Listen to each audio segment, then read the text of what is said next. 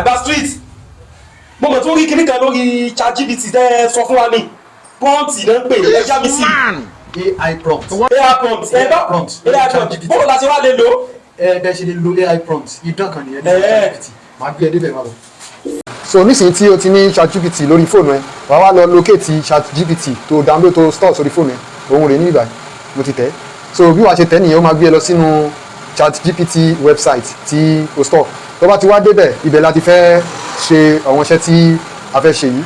àwọn akọ ẹ ní bí o ṣe lè ṣe prompt bí a ṣe ń sọ nípa prompt ní àti àárọ̀. So ká tó lọ síbi prompt ní tí wọ́n ń pè ní AI òun náà ní artificial intelligence gẹ́gẹ́ bí a ṣe mọ̀ pé ọmọ èèyàn ó ní làákàrè láti lè ronú wọ́n wá fẹ́ kí a ní kọ̀ǹpútà kan tó náà lè ronú gẹ́gẹ́ bí ọmọ èèyàn ṣe ń ronú ni wọ́n fi wá pè é ní AI artificial intelligence. So AI tí ó wà níwájú wa yìí tí à ń pè ní ChatGPT yìí òun ni à ń pè ní Gen AI yẹn ni generative AI tó lè bẹ́ẹ̀ gbé àwọn ọ̀rọ̀ wá tí ó sì máa solve àwọn problem kan nínú mathematics àti nínú àwọn nǹkan míì tí a bá fẹ́ fi Gen AI ṣe. So ẹ lè máa pè ní Gen AI àbí kẹ́ máa pè ní generative AI. So tí AI tó bá ti wá kọjá stage wípé ó lè kọ nǹkan tó bá di wípé AI lè kọ ó tún lè kà gẹ́gẹ́ bá ṣe máa fi hàn wá níbí báyìí wọ́n máa ń pè ní LLM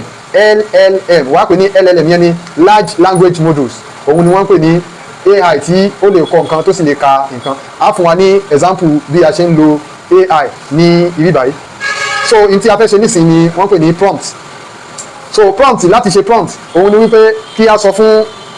ChatGPT pé kí ó bá wa kọ nǹkan kan nínú nǹkan tí a jọ mọ̀ ní èbó ká sọ wípé list top 10 languages in the world. Eléyìí tí a ṣe yìí ni à ń prompt ẹ̀ láti ṣe nǹkan. So prompt ni wọ́n ń pe ní tí mo kọ yìí tí n bá wá tẹ̀ nísìnyí yóò wá kọ síta wá ní sure here are the top 10 languages in the world ó wá list ẹ̀ rí number 1 ní English jẹ́ so number 10 dẹ̀ jẹ́ old. So àwọn eléyìí ni à ń pè ní prompt. Bá a ṣe ń lo prompt nìyí eléyìí ni wọ́n ń pè ní prompt. Èyí tí mo kọ sókè yìí list top 10 languages in the world ìyẹn gangan ni prompt. Kí wá ní nǹkan tí ó wà lábẹ́ rẹ̀ tí ó kọ yẹn òun ni wọ́n ń pè ní AI output nǹkan tí ó jáde lẹ́nu AI nípa nǹkan tí mo béèrè fún. Tí a bá fẹ́ lo eléyìí tá a bá fẹ́ jẹ́ kí ó jẹ́ pé prompt yẹn a fẹ́ lo AI yìí yẹn ChatGPT a fẹ́ jẹ́ kí ó wà ní ipò ẹni tí ó lè dá nǹkan ṣe nínú ọgbà wa nínú company wa a wá sọ fún wípé kó play role kan pé kó play role ẹ ká sọ pé kó play role marketing expert yẹn marketer wa a wá sọ pé you are a marketing expert for Google example nìyẹn o ẹ wá sí báyìí kọ́ máa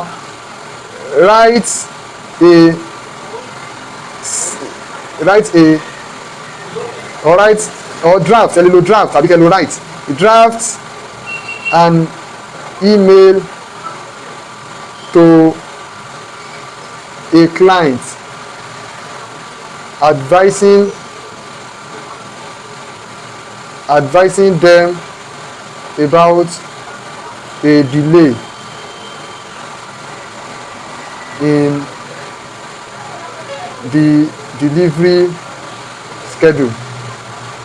due to logistical problem. Prompt yìí ta fún nìyẹn pé kó kọ ó ti bẹ̀rẹ̀ sí ní kọ̀ọ̀kan ó ti kọ́ báyìí nísìn. So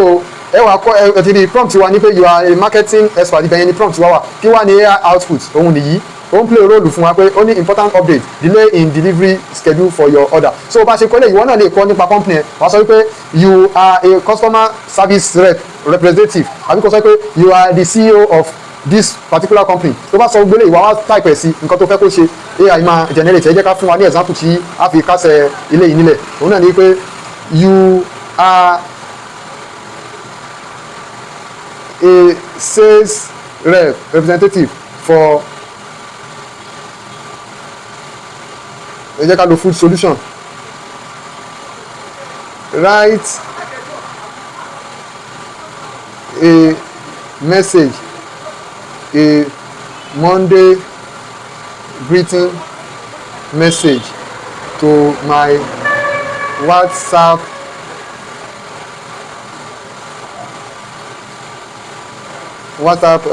kí ni ká lò WhatsApp friends write a ẹ má yẹ kó pọ̀ 40 words Monday greeting to my WhatsApp friend ẹ yẹ ká lo prompt yìí á wá bọ́ sísàlẹ̀ ó máa kọ́ ló ti kọ́ síbẹ̀ ó ní good morning friends kickstart your week with delicious solutions from food solutions